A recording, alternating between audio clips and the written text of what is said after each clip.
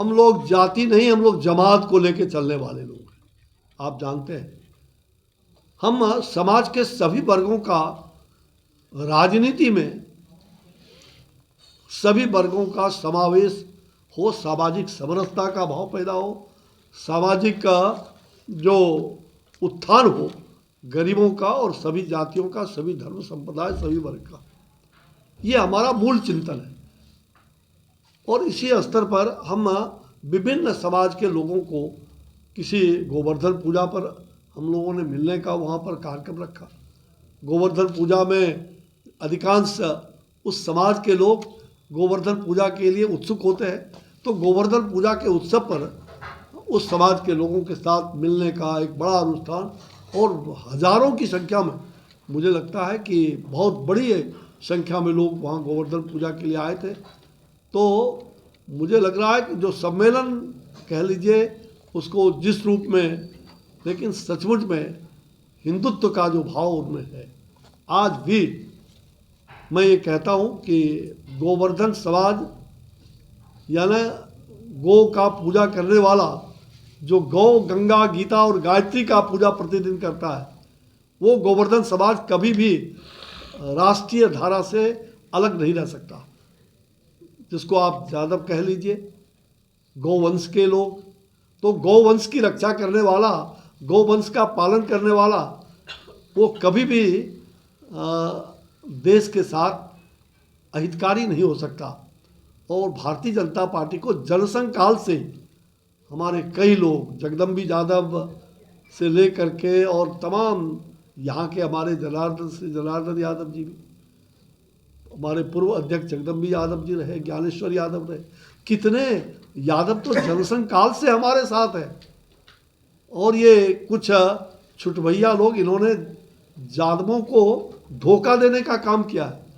लालू यादव ने कभी भी यादवों के साथ न्याय नहीं किया, और उन्होंने धोखा दे करके, और उनको तो कहा कि भाई तुम पढ़ लिख के क्या करोगे, अरे सड़क बना के क्या करोगे, तुम्हें तो दूध बेच रहा है, तो और लोगों को दूध बेचता है। यादव में अगर विकास हुआ तो एक परिवार का विकास हुआ, वो है लालू जी, उनके तेजस्वी जी, तेज प्रताप जी, मीसा भारती, यही लोगों का विकास हुआ ना।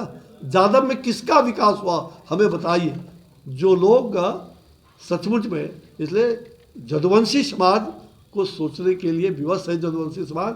और मुझे विश्वास है कि जो मुख्य धारा से वो जुड़े हुए हैं, सनातन धर्मावलंबी है। आज सनातन धर्म को गाली दिया जाता है, हिंदुत्व को गाली दिया जाता है। यही राजद के लोग, यही कांग्रेस के लोग, इनकी सरकार में मंत्री रामचरितमानस का अपमान होता है, रामचरितमानस के बारे में कहा जाता है, दुर्भाग्य है।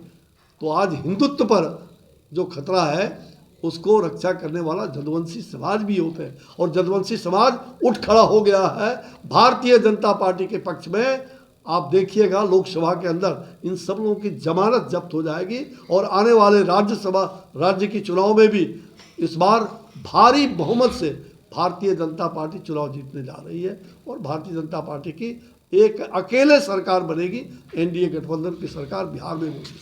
धन्यवाद था, मुझे याद है 2005 में आने के बाद मैं स्वयं मंत्री था उस समय, और बिहार में पलायन रुक गया था। बिहार, दूसरे राज्यों से लोग यहाँ आने के लिए उत्सुक हो गए थे। आज क्या हो गया है, फिर से वही मुख्यमंत्री। ये 32 साल भाई, चाचा, भतीजे की सरकार, और ये 32 साल में बिहार को इन्होंने क्या कर दिया समझ में नहीं आता है। कुछ साल हम लोगों के साथ अच्छा भी था, लेकिन लगातार ये हरास कर रहे हैं। ये दुर्भाग्य है बिहार का, और इसलिए इन्हें अगर ये नहीं इस्तीफा देते हैं तो आज न कल जनता अब इसको, मुझे लगता है कि धक्का मार के इनको उस पद से हटाएगी। भारतीय जनता पार्टी